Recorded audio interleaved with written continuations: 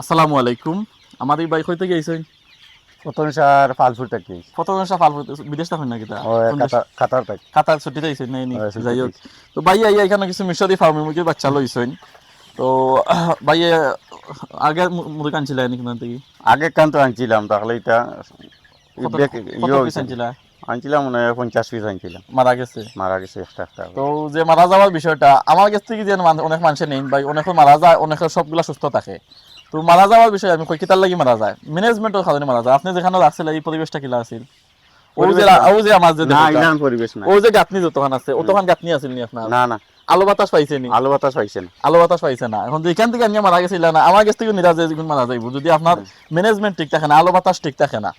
Main হইছে এগুলো আলো বাতাস পাইতে হইব। যদি আপনি বেশি ক্ষতি ভালো হইন তাইলে অবশ্যই ওই জেলা খোলামেলা যে গড়টা আছে ওলাখান গড় তৈরি হতে হইব। মানে ওই যে সূর্যের আলোটা একটা মুরগ যদি ওই যে মুরগটা আছে কেন এর ওইটার আলো কিন্তু ওদিক থেকে আইলে ডাইরে কেন পড়বো, মানে মুরগি গাত লাগবো।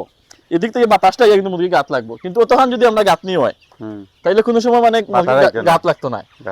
গরু অনেকে দেখা যায় গরুর যে গোল বানাইছেন, গরুর গোল মানে অতখান মতো গাত নিয়ে দিচ্ছেন 3 ফুট পর্যন্ত, এখানে নিয়ে মুরগি পালন করেন, তখন কিন্তু মুরগি অসুস্থ হইব। তারপরে মানে গাঁথনিটা কম হইতো আমার হইলো, চারিকাল আলো বাতাস পাইতে হইব।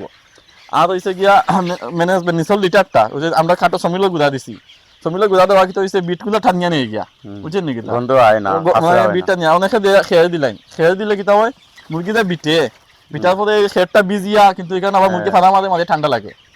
ও আপনাদের কথা 50টা মরে গেছে যেখান থেকে আনছেন, বাট কিন্তু সুস্থ দিছে, ঠিক সুস্থ দিছে। আপনার কাছে আমার বাদে গিয়া এগুলো আমার কাছ থেকে যে নেন অনেকে নিয়া সবগুলা সুস্থ, বিশ্বাস করবানি।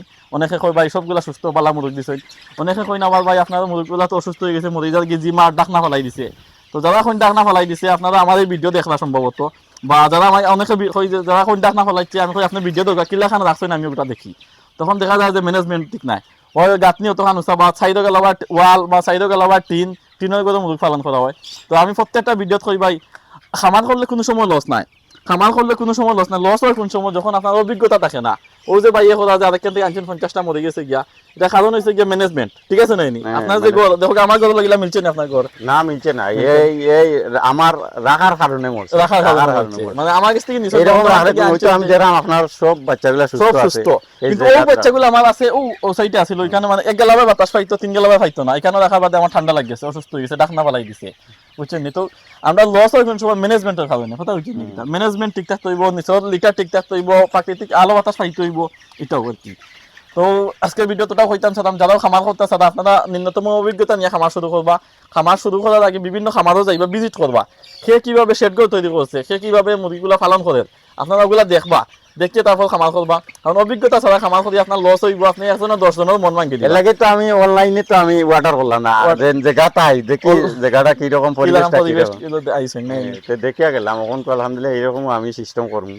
আর আপনারা যারা মুরগ লাগে তার কেন মুরগ সুস্থ মুরগ আছেন, কয়েক জাতর মুরগ আছে আমার এখানে টাইগার মুরগি, মিশরি ফার্মি মুরগি, জাপানি কুয়েল পাখি, কিং কুয়েল পাখি, ইউরোপিয়ান কুয়েল পাখি, খাকি ক্যাম্বেল আসল বাচ্চা, দেশি মুরগি, মানে বিভিন্ন আইটেম সবকিছু আছে। এর ভিতরে 10 রাজহাঁসের বাচ্চা, যে কোনো কিছু লাগলে আমার লোকেশনে সরাসরি আনতে হইবে। আমি কিন্তু অনলাইনে সেল করি না, আমার লোকেশন তো জানা আছে, পেজে দেওয়া আছে। আর আজকের ভিডিওতে পর্যন্ত ভিডিওটা শেয়ার করিয়া এবং উদ্যোক্তা সৃষ্টি করবা। আপনি যদি ভিডিওটা শেয়ার করেন তাহলে অনেক বেকার লোক আছেন, বেকার বসে থাকছেন, তারা ভিডিওটা দেখবা, দেখতে শুরু করবা। আমি নিজেও ইউটিউব ভিডিও দেখতে মানে খামার শুরু করেছিলাম শৌখিনতার সাথে। ওই যে পিছনে যে শেডগুলো দেখলা, এই শেডগুলো মাত্র 20, আমার কাছে কোনো টাকা আছিল না। আপনারা হয়তো অনেকে মনে করেন বিদেশ থেকে আমি টাকা লইয়া শুরু করছি, মাত্র 20,000 টাকা দিয়ে শুরু করি, আলহামদুলিল্লাহ দাফে দাফে অনেকটা আগাইছে। তো অল্প দিয়ে শুরু করবা, ইনশাল্লাহ দাফে দাফে আগাইবা। ভিডিওটা শেয়ার করবা, আপনার ভিডিও শেয়ারে অনেক উদ্যোক্তা সৃষ্টি হইবা। তো আজকের ভিডিওতে পর্যন্ত, ভিডিওটা লম্বা হয়ে যান। আসসালামু আলাইকুম।